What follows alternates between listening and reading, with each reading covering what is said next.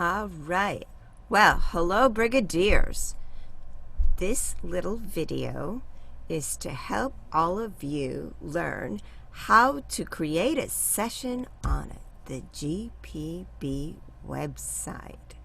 So, to begin with, as a Brigadier, log yourself in, and as you see, once you're logged in, you can scroll down to where it says login, and you will find my account, add event tips. You could read the event tips if you like, or follow along with this video. Go to add event. Let's get started. We add event, get that open, and when it opens up, you will have this lovely form. It says add event, members only. Let's start. In the event title, we would have to put in whatever the title is of the session that you are going to be facilitating. For this particular video, we will just make up something here. So this will be our test entry. And under event descriptions, if you scroll down, you can write a little bit about your description. You do need to put something in there. So let's write event description just for this test. Now you come down to event time and date. We are all in multiple times and date slots across the globe. I am keyed into New York, but perhaps you are not in New York. Maybe, let's see, maybe you are in, let's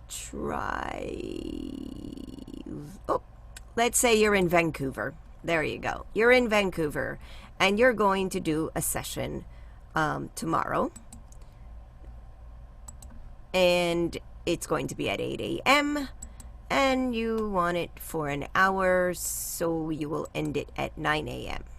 Now, it's okay that you have Vancouver here because you're in Vancouver, or Saudi Arabia, or wherever you are coming in from to facilitate this session. That's okay. You know your time zone. You might not know everybody else's, but you do know yours. So, put in the time and date based on where you are, not on where you think everybody else is, just where you are. So I'm going to pretend I am in Vancouver today. All right. Okay, so now you scroll down to the image section, event image section, choose an image. If you click choose an image, you will get the folder wherever your pictures are hiding, and choose a nice picture that you could put in there, something that's not terribly big. Remember, it has to be under 32 megabytes in size. You click on your image, you hit open, and then it will populate an image into the field. All right, so let's move on. Event categories, very, very important section. Do not miss this one. This is the section that tells the computer and the website what to do when the participants sign up for your session. So don't mess this one up. This one, go over, search for existing categories here. You see that little section there. Click on that, and a drop-down menu will show up. Click online. Make sure it does have online in the event categories. That is very important. All right, so this way your participants will get an email with the Zoom link or whatever link you have to give them to connect with your session later. Okay, so next, go to event tags. There are some tags that have been used. You can choose as many or as little as you want. Let's say I'm going to say child friendly. All right, venue details. This you don't need to concern about because it's not something we have to put in. So just ignore the venue details for the moment. You would go down to organizer details. Now, here in organizer details, you have a little caret, and if you had done a session before, your name will be in here somewhere. And you could just choose your name. Like, here's my name. So I would choose my name, right? If you are going to add somebody else, you could add another organizer. And if you click there, it will ask you for information on the other person. You could either find their name or fill out the information. But if they're in here, use the name that's here. Okay? So there you go. Then you have an organizer. Event website. The event website is an external link to, let's say, your blog or your company or your theater company or anything like that. This is not an important section. You don't really need to fill it out. You could ignore it. Down here, this is the most important part. Additional fields. Event link and password information. In this field is where you will stick your Zoom link. Your information, your Zoom link or your WhatsApp link or whatever link that the participants are going to ultimately need to get into your session. And the second most important field you must fill out is to find your local time. Click here. This is a really important field. So remember, you put your Zoom information here, right? And then you come down to where it says click here. Now, this is a very important field. Your participants are going to need to know what time the session is in their time, not your time. And we need to make it easy for them. So in this field, you need to fill in a custom link for your participants to open so they see their time and not what your time is. To do that, scroll down. You see, scroll down this form. And at the bottom here where you see link for local time, in this section of additional fields, please put this custom link into this field that we were talking about. Okay? So how do we do this? We go down to the time converter, this little link here. You click on the link. It should open in a new tab, which is good because you don't want to get out of your form. So in the new tab, you would want to put in the time of your actual event, which I created at 8 o'clock.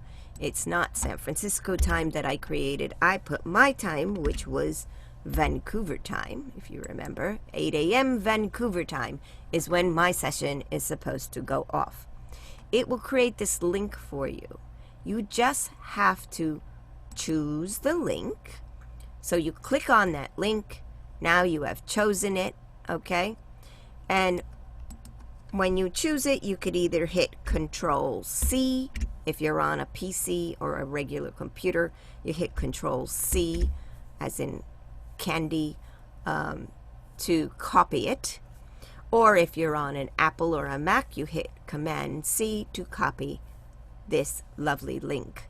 Now, you go back up here, go back to your form, click back onto your form tab, and in this little field where we were before, you would hit Control V in a computer, or you could hit Command C, Command V for pasting in a Mac. Or you could also right click and hit paste. In any event, you'll have this lovely link now that is already made for you, and it will help your participants. All right, let's go on. In tickets, we will ignore this new ticket section here. What we want is the new RSVP. Click on the new RSVP. Under type, you would write general, because it's a general RSVP. And under capacity, you would put 30 to 60% more than the amount of people you would like to have in the session. So, for example, if I want 30 people in the session, I might write 45, because you want to have more in the capacity because a lot of people will sign up and not necessarily show up.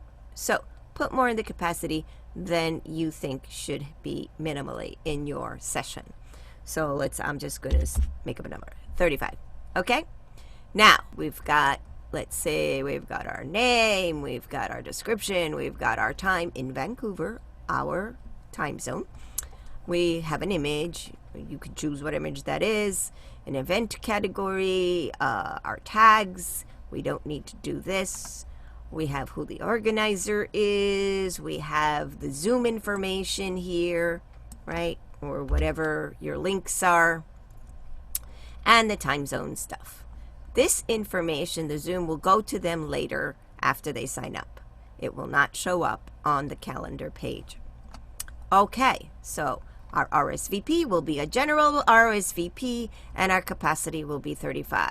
Okay, so for those of you who need to give your participants a little bit of information, like something they need to prepare before they do the session, or something you want them to have with them before your session, the place to do that would be here. You see where it says under the capacity, there's a little word advanced and a plus. You click that plus sign. Now in this section here, you could put information. Something that you thought the participant might need. All right? That's where you would put that. You would put any additional information other than where and when for your participant in this little section called Advanced underneath the capacity when you are in the RSVP section. Okay? We don't need that for now, so I'm just going to close that. So just so you know, if you have additional information, go to Advanced and put it in the description. All right, nice and easy. Save the RSVP, that would be helpful. Okay, so we saved our RSVP. We now have our RSVP information in there. Now we submit our event,